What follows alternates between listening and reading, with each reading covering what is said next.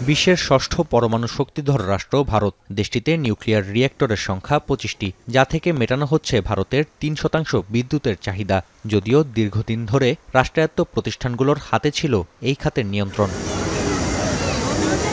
তবে এবার বেসরকারি প্রতিষ্ঠানকে ইউরেনিয়াম উত্তোলন, আমদানি ও প্রক্রিয়াজাতকরণের অনুমতি দিতে যাচ্ছে মোদি সরকার। ভারত সরকারের ২ কর্মকর্তার বরাতে রয়টার্সের প্রতিবেদনে উঠে এসেছে এই তথ্য।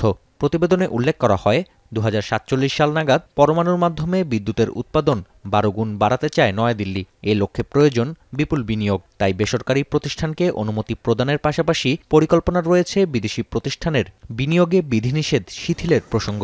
শীঘ্রই অনুমতি প্রদানের জন্য তৈরি করা হতে পারে রেগুলেটরি ফ্রেমওয়ার্ক।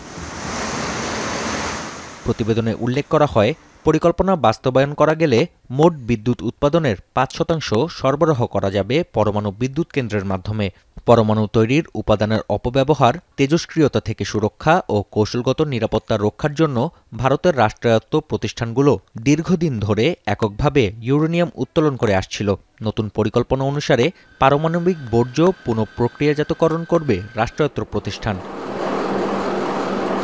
তবে এত কিছুর পরেও লক্ষ্য পূরণ সম্ভব নয় বলে মনে করছেন বিশেষজ্ঞরা। সরকারের তথ্য বলছে, দেশটিতে ৭৬,০০০ টন ইউরেনিয়ামের মজুত রয়েছে, যা বার্ষিক ১০,০০০ মেগাওয়াট করে আগামী ৩০ বছর পর্যন্ত বিদ্যুৎ উৎপাদনে সক্ষম।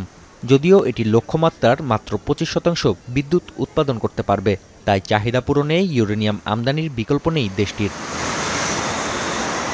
বর্তমানে বিশ্বের ৩টি দেশ, যুক্তরাষ্ট্র, কানাডা ও দক্ষিণ আফ্রিকায় বিদেশি প্রতিষ্ঠানের ইউরেনিয়াম উত্তোলন ও প্রক্রিয়াজাতকরণের অনুমতি রয়েছে। ফলে মোদি প্রশাসনের পরিকল্পনা বাস্তবায়ন হলে চতুর্থ দেশ হিসেবে এ তালিকায় যুক্ত হবে ভারত। নাফিয়া আরমান মনন, এখন বিশ্ব।